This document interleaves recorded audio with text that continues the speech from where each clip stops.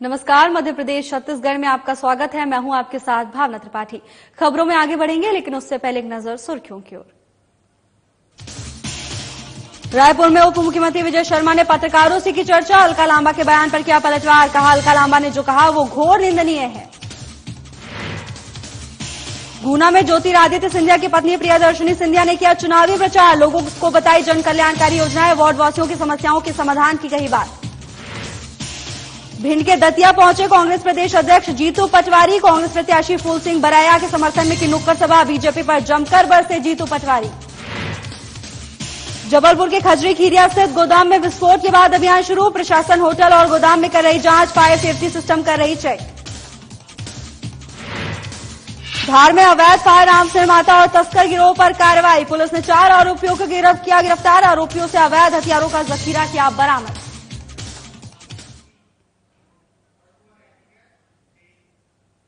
छत्तीसगढ़ के उप मुख्यमंत्री अरुण साव से संवाददाता करिश्मा सोनी ने खास बातचीत की। इस दौरान उप मुख्यमंत्री ने कांग्रेस की बयानबाजी पर पलटवार किया। साथ ही प्रधानमंत्री नरेंद्र मोदी को लेकर कांग्रेस पार्टी के बयानों पर भी जमकर निशाना साधा। इसी के साथ सीएए कानून को लेकर भी विस्तार से चर्चा की। आगे क्या कुछ कहा उप मुख्यमंत्री अरुण साव ने, आपको भी सुनाते हैं। छत्तीसगढ़ के उप मुख्यमंत्री अरुण साव जी हमारे साथ जुड़े हुए हैं। सीधा उनसे संवाद करेंगे, चुनावी चर्चा करेंगे। ये अलका लांबा जी कल आई और उन्होंने जब पत्रकारों से संवाद किया तब कहा जा सकता है कि प्रधानमंत्री नरेंद्र मोदी की तुलना रावण से कर दी। इस बयान को किस तरीके से देखें? ये दुर्भाग्यजनक है। जैसे मैंने कहा कि इस प्रकार से निजी हमले करना, और कांग्रेस पार्टी अपना कृत्य देखे।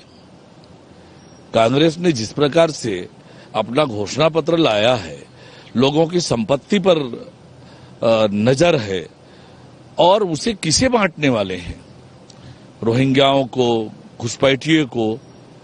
लोगों की संपत्ति पर नजर है, लोगों के मंगलसूत्र पर इनकी नजर है।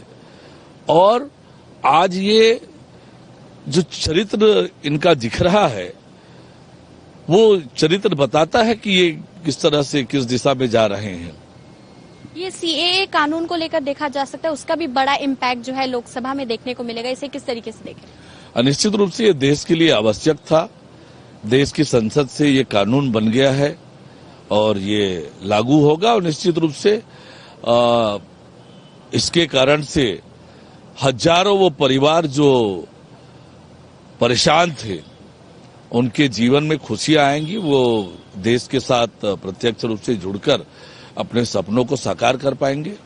ये विरासत टैक्स को लेकर देखा जा सकता है कि एक मुद्दा जो है पूरे देश में अब बनता जा रहा है। ये विरासत टैक्स को लेकर आप क्या सोचते हैं और कितनी परेशानी आगे जनता को इससे हो सकती है? देखिए, नेहरू गांधी के जमाने में इन्होंने ये कानून बनाया ही था, लोगों को पता है। और जिस प्रकार से कांग्रेस का हिडन एजेंडा सामने आया है और कांग्रेस का घोषणा पत्र की जो बातें हैं वो समझ में आई है, इतना खतरनाक है, देश को तोड़ने वाला, देश के साथ घात करने वाला ये कांग्रेस का है। तो ये लोगों की संपत्ति पर नजर है, विरासत टैक्स लगाने की सोच रही है कांग्रेस पार्टी। ये दुर्भाग्यजनक है। देश की जनता इसे किसी भी कीमत पर बर्दाश्त नहीं करेगी और कांग्रेस को इसके लिए कड़ी सबक सिखाएगी। आखिरी और अहम सवाल, 11 की 11 सीटों का दावा और 400 पार का नारा भाजपा लगातार दे रही है। किस तरीके से इसे पूरा किया जाएगा? और छत्तीसगढ़ में जब पहले और दूसरे फेज का मतदान जो है वो हो चुका है, तीसरे की क्या तैयारियां हैं? पहले और दूसरे चरण के जो 4 लोकसभा क्षेत्रों में मतदान हुआ है और जो उत्साह मतदान के दौरान दिखा है, जो संकेत आए हैं, वो स्पष्ट करता है कि चारों की चारों सीटें बहुत आसानी से भारतीय जनता पार्टी जीत रही है। 11 की 11 लोकसभा सीटें छत्तीसगढ़ की नरेंद्र मोदी जी को और भारतीय जनता पार्टी को मिलने वाली है, क्योंकि पिछले 10 सालों में नरेंद्र मोदी जी ने जो काम किया है और पिछले 4 महीनों में जो विष्णुदेव साय की सरकार ने काम किया है, इससे लोगों में उत्साह है। और जो वोट प्रतिशत बढ़ा है, ये बताता है कि प्रो इनकम्बेंसी का विषय है। नरेंद्र मोदी जी के लिए लोग स्वयं निकल कर आ रहे हैं और उन्हें वोट कर रहे हैं। मतलब छत्तीसगढ़ में कहा जा सकता है कि ये जो 4 महीने का रिपोर्ट कार्ड है भाजपा का, उसे जनता पूरी तरीके से स्वीकार करती नजर आएगी। एकदम से इतने ऐतिहासिक काम हुए हैं, मोदी की गारंटी को कितने कम समय में जिस प्रकार से पूरा किया है, चाहे वो 18 लाख प्रधानमंत्री आवास की स्वीकृति हो, 12 लाख किसानों को 2 साल का पुराना बोनस देने का मामला हो, 24,70,000 किसानों को एक मुश्त धान की राशि 3100 रुपये क्विंटल के भाव से हो, 70 लाख माताओं बहनों के खाते पर महतारी वंदन योजना की पैसा देने का मामला हो, इससे छत्तीसगढ़ में दुगना उत्साह का वातावरण है और इसलिए 11 की 11 सीटें छत्तीसगढ़ की जनता नरेंद्र मोदी जी और भारतीय जनता पार्टी की झोली में डालने वाली। छत्तीसगढ़ के उप मुख्यमंत्री विजय शर्मा से संवाददाता करिश्मा सोनी ने खास बातचीत की। इस दौरान उप मुख्यमंत्री ने नक्सलवाद की नीति को लेकर विस्तार में चर्चा की और कांग्रेस पार्टी पर जमकर निशाना साधा। इसी के साथ भारतीय जनता पार्टी के 4 महीने के रिपोर्ट कार्ड को भी सामने रखा। वहीं 11 की 11 सीटों पर अपना समीकरण भी जाहिर किया। आगे क्या कुछ कहा उप मुख्यमंत्री विजय शर्मा ने, आप भी सुनिए। चुनावी चर्चा में, चुनावी माहौल में हमसे चर्चा करने के लिए उप मुख्यमंत्री विजय शर्मा जी जुड़े हुए, सीधा उनसे संवाद करेंगे। नक्सलवाद को लेकर लगातार आप काम कर रहे हैं, आगे किस तरीके से जो है, अभी देखा गया कि जो सर्जिकल स्ट्राइक हुई उसमें बहुत अच्छी जो है सक्सेस मिली है, कहीं ना कहीं उसे किस तरीके से देखते हैं? नक्सलवाद माने वो विषय है जिसको छत्तीसगढ़ के हर हाल में समाप्त होना चाहिए। ऑपरेशंस तो होते हैं, होंगे भी। मसला ये है कि हम बात करना चाहते हैं, सरकार बात करना चाहती है। हर स्थिति में सरकार ये चाहती है कि नक्सलियों से चर्चा हो जाए और चर्चा के आधार पर कोई हल निकल जाए। नक्सलवाद को उखाड़ फेंकने के लिए राज्य सरकार का क्या समझते हैं बहुत बड़ी भूमिका रहती है? क्योंकि पहले देखा गया कि भूपेश बघेल की सरकार थी कांग्रेस की, उसमें कुछ इस तरीके की जो है स्ट्राइक्स नहीं हुई और उस तरीके से देखा गया कि नक्सली भी एक्टिव नहीं थे, लेकिन भाजपा के आने के बाद वो एक्टिव हुए और लगातार देख सकते हैं कि उन पर कार्रवाई भी हो रही है और देख सकते हैं कि लगातार इस तरीके के जो है आईडी ब्लास्ट होते हैं उस पर भी लगातार सरकार काम कर रही है। टेकलगुड़ा एक ऐसा स्थान है जहां 2021 में जब कोशिश की गई थी तो 21-22 जवान शहीद हुए थे। अभी वो टेकलगुड़ा वहां पर कैंप खुला हुआ है। उससे आगे पुअर्ती एक स्थान है जिसको बड़े नक्सलियों का गढ़ कहा जाता था। 40 साल बाद वहां पर तिरंगा फहरा है। जब आगे बढ़ेंगे तो क्लैश होगा, आगे नहीं बढ़ेंगे तो क्यों होगा? पिछली सरकार ने कोशिश नहीं की, इसलिए घटनाएं नहीं हुई। इसमें इसका ये अर्थ नहीं है कि अभी घटनाएं बढ़ गई, अभी हमारी कोशिश बढ़ गई है। कांग्रेस पार्टी से जब भी नक्सलवाद की बात करते तो झीरम घाटी का मामला उसे सामने लेकर आते, क्या विक्टिम प्ले करने की कोशिश करते हैं, ऐसा लगता है? झीरम घाटी का मसला तो उनके जेब में है, भूपेश बघेल जी के जेब में है, उसका सबूत उनकी जेब में है, उसको निकालना चाहिए। उनकी अपनी सरकार हो गई, उसकी सरकार में झीरम घाटी में जो शहीद हुए ऐसे पटेल जी के बेटे भी मंत्री रह गए सरकार में। करना चाहिए था भैया, क्यों नहीं किया? अभी भी करना चाहिए था। 11 की 11 सीटों का एजेंडा रखा गया, पहला और दूसरे चरण का है, मतदान हो चुका है। तीसरे चरण को लेकर क्या कुछ तैयारियां हैं? तीसरे चरण के लिए भी भारतीय जनता पार्टी प्रतिबद्ध है।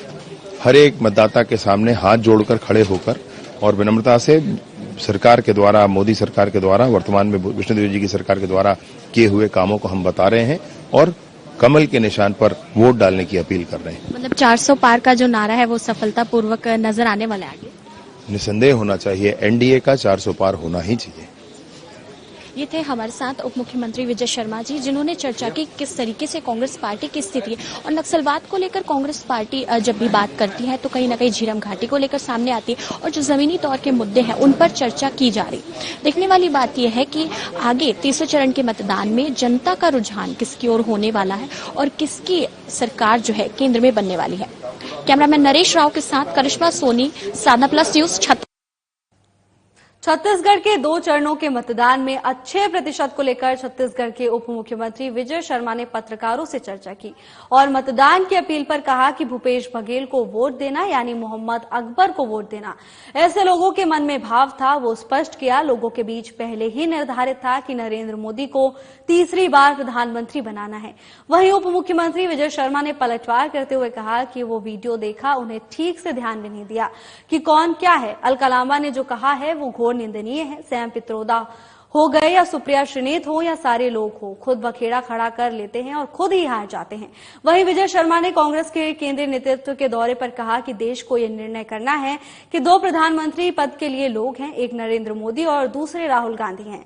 राहुल गांधी को यह स्पष्ट नहीं है कि क्या बोलना है, केवल चिल्लाते हैं।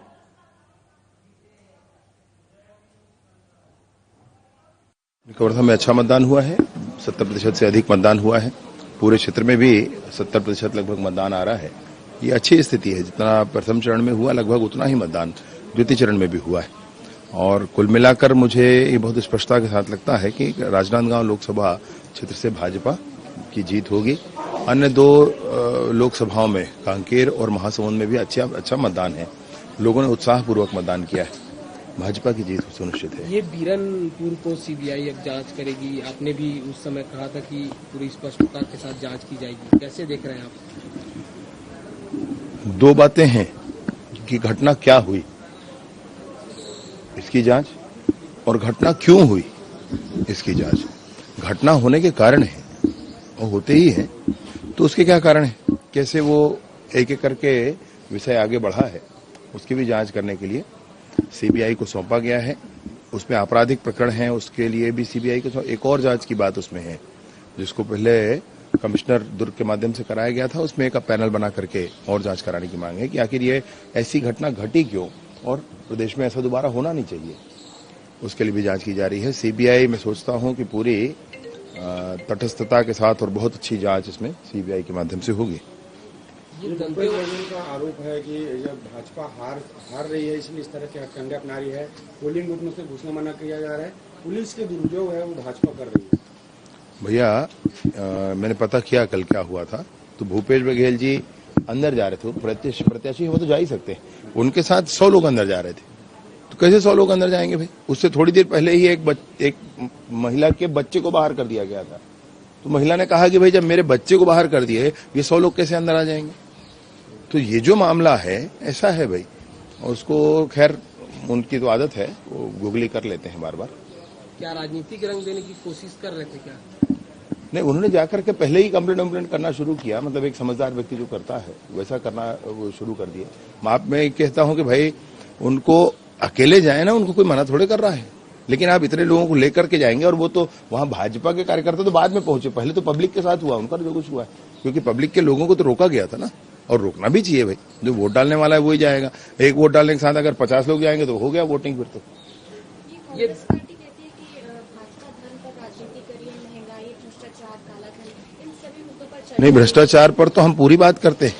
हाँ, 2G स्पेक्ट्रम है, 3G स्पेक्ट्रम है, कोल ब्लॉक का घोटाला है, अभी यहाँ छत्तीसगढ़ में कोयला का घोटाला है, शराब का घोटाला है, हम महादेव ऐप का, पूरी बात पर हम बात करते हैं। क्यों नहीं करेंगे भ्रष्टाचार पर बात?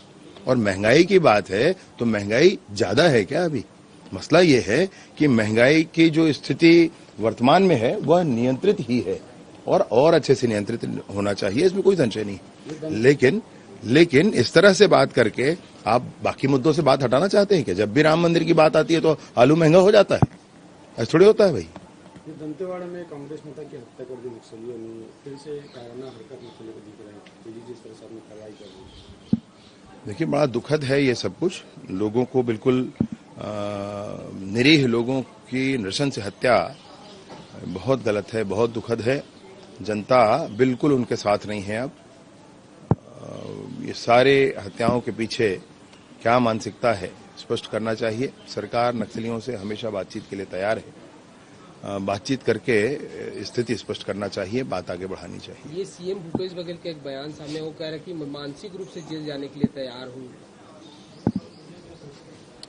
देखिए न्यायिक प्रकरण है, न्यायालय में इसमें अभी जांच में है।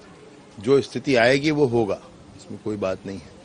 अगर प्रामाणिकता के साथ विषय सामने आता है तो जो होगा वो होगा। बाकी किसी तरह से तैयार रहना नहीं रहना, इस बात की घोषणा करना, ये सब राजनीतिक मसले हैं।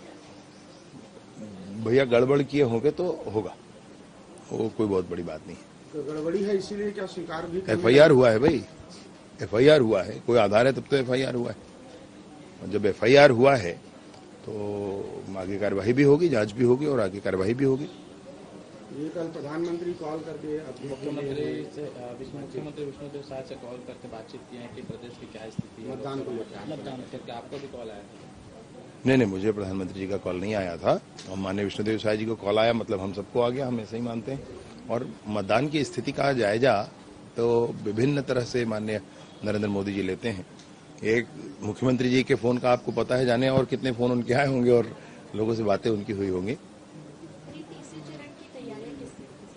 तीसरे चरण 7 तारीख को मतदान के लिए हम सब तैयार हैं और बाकी सारे हमारे 7 शेष लोकसभाओं में इसका मतदान होना है। अभी हम लोगों की भी ड्यूटी वहां लग रही है, जाकर के सब लोग काम करेंगे। अलका लांबा जी है वो रावण की तुलना मोदी जी से कर रहे हैं, कैसे देख रहे कांग्रेस नेता? मैंने वीडियो देखा, उनको रामायण की कथा भी ठीक से याद नहीं है। मैंने वीडियो देखा, वो भी नहीं जान रही थी कि क्या हो रहा था क्या नहीं हो रहा था, कंफ्यूजन में बात कर रही थी। वैसे मसलों पर ज्यादा बात करना बेकार है। सर एक सवाल, ये बस्तर क्षेत्र से इससे जुड़ा हुआ धर्मांतरण से जुड़ा मामला है। एक व्यक्ति की मौत होगी और जब वो वापस उसके लाश को दफनाने के लिए ला रहे थे तो लोगों का कहना है कि जब तक वो अपने मूल धर्म में वापस नहीं आएंगे उन्हें दफनाने नहीं देंगे। नहीं, ऐसा मसला तो वहाँ कई जगहों पर चल रहा है, समाज के बीच में एक मसला है। एक्चुअली क्या हो रहा है कि धर्मांतरण के नाम पर उनकी सारी संस्कृति बदल दी जा रही है। जिस आदिवासी संस्कृति का संरक्षण हम सब सोचकर चलते हैं, उसी से दूर कर दिया जाता है। और उससे दूर हो जाने के बाद फिर ऐसी अनेक स्थितियां आती हैं।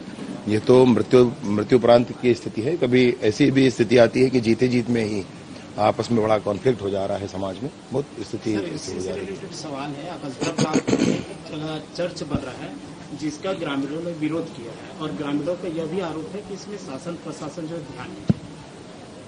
अभी मुझे तो ध्यान नहीं है इस विषय का। अगर ग्रामीणों का कोई विषय होगा तो अभी कोई अगर किसी गांव में निर्माण कार्य होता है तो अनापत्ति पंचायत के माध्यम से होता है। अनापत्ति होगा तो बन जाएगा, नहीं होगा तो फिर। महासमुंद में जिले में 26 अप्रैल को हुए मतदान के बाद मतदान दलों की सकुशल वापसी प्रारंभ हो गई है। बता दें कि जिला प्रशासन की तरफ से सफलतापूर्वक मतदान संपन्न कराने के लिए मतदान दल का स्वागत किया गया। कलेक्टर प्रभात मलिक ने सफलतापूर्वक निर्वाचन संपन्न कराने के लिए पूरी टीम को बधाई दी है। वहीं जिला प्रशासन की तरफ से सभी काउंटर्स में मतदान दल वापसी के लिए तैयारी की गई है और सभी कर्मचारी तैनात कर दिए गए हैं।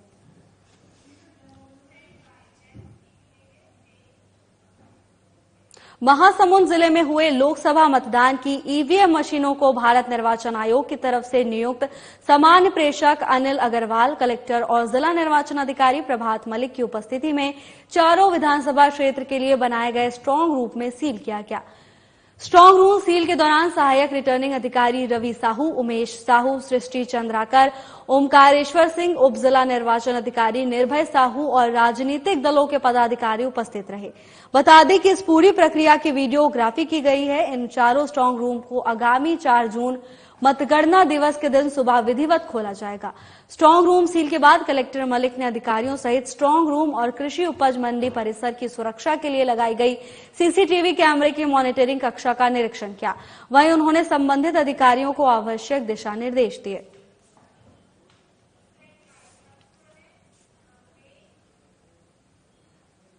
छत्तीसगढ़ में 2 चरणों में मतदान हो चुके हैं, जिसके बाद तीसरे चरण की तैयारी में सभी जुटे हुए हैं। ऐसे में जिला निर्वाचन आयोग की बात करें तो रायपुर के कलेक्टर गौरव सिंह ने लगातार कई तरीके से नवाचार में ट्रेनिंग देकर मतदान परसेंटेज को बढ़ाने के लिए कई कार्यक्रम किए। इसके साथ साथ वोटर के लिए मतदान केंद्रों में क्या कुछ व्यवस्थाएं हैं, उसे लेकर भी हमसे खास चर्चा की। शादी में सामाजिक संगठनों का भी सहयोग किस तरीके से मतदान को बढ़ाने में मिल रहा है, उसे लेकर भी चर्चा की गई। आखिर में जनता से अपील की कि 7 तारीख को रायपुर राजधानी के मतदान में ज्यादा से ज्यादा संख्या में जुड़े। आगे उन्होंने क्या कुछ कहा, आइए आपको सुनाते हैं। देखा जा सकता है कि 11 लोकसभा सीटों पर पहले और दूसरे फेज का मतदान पूरा हो चुका है। तीसरे फेज में देखा जाएगा कि 7 सीटों पर मतदान होना है। ऐसे में निर्वाचन आयोग की क्या कुछ तैयारियां हैं, उसे लेकर के रायपुर के कलेक्टर गौरव सिंह जी हमारे साथ जुड़े हुए हैं। सीधा उनसे संवाद करेंगे। 7 तारीख को रायपुर राजधानी में देखा जाएगा कि मतदान होने और अन्य 6 सीटों पर भी, तो किस तरीके से उनकी तैयारियां चल रही हैं? देखिए, तैयारियां पूरी हैं। चुनाव आयोग का एक कैलेंडर होता है, उसी कैलेंडर के तहत काम किया जाता है और वो काम हम उसी टाइम लिमिट में कर रहे हैं। तो हम पूरी तरीके से तैयार हैं।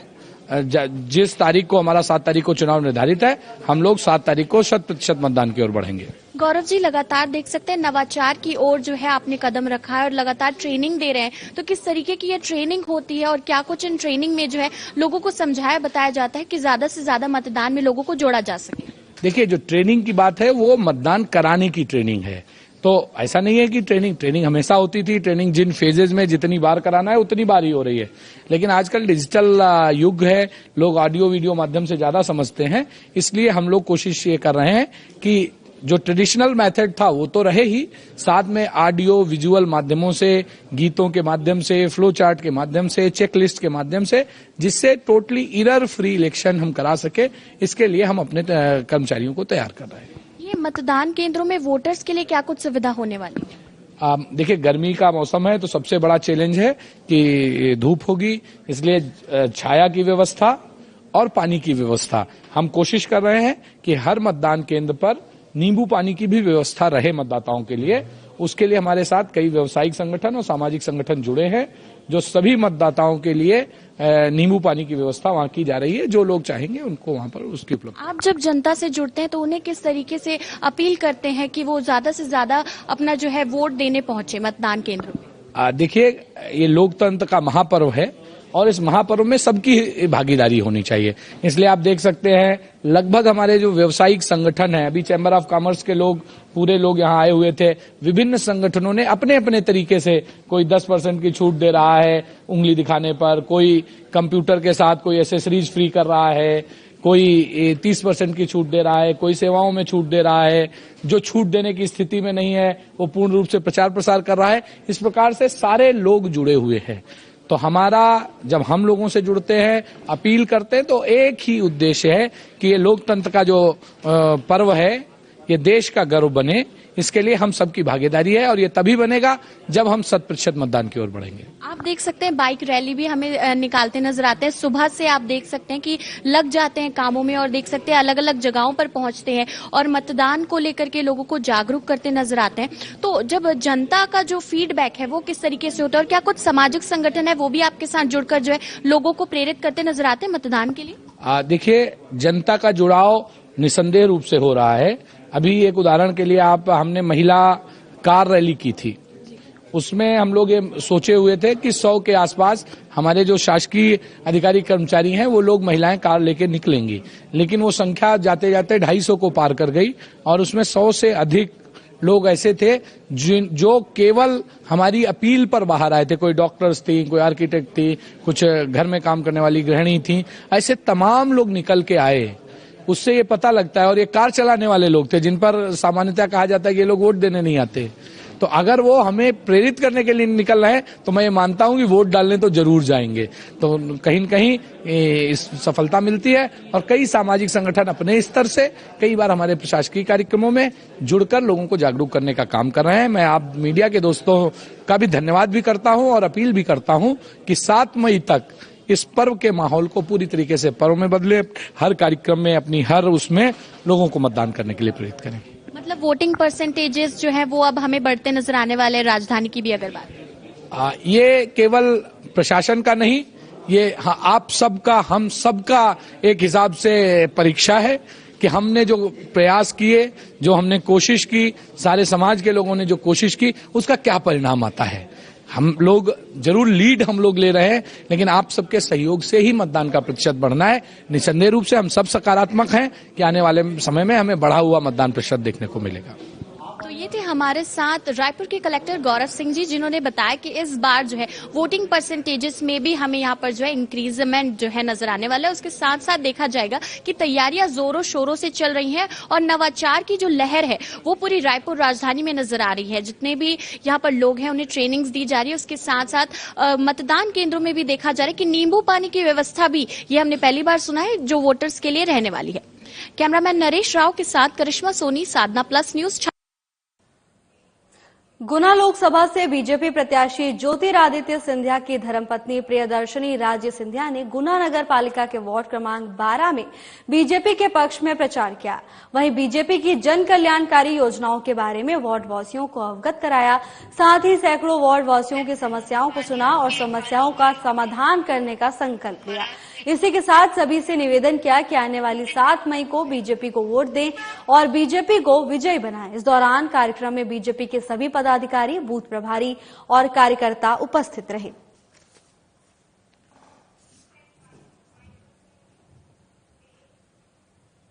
फिलहाल के लिए बस इतना ही। जल्द हाजिर होंगे नई अपडेट्स के साथ। नमस्कार।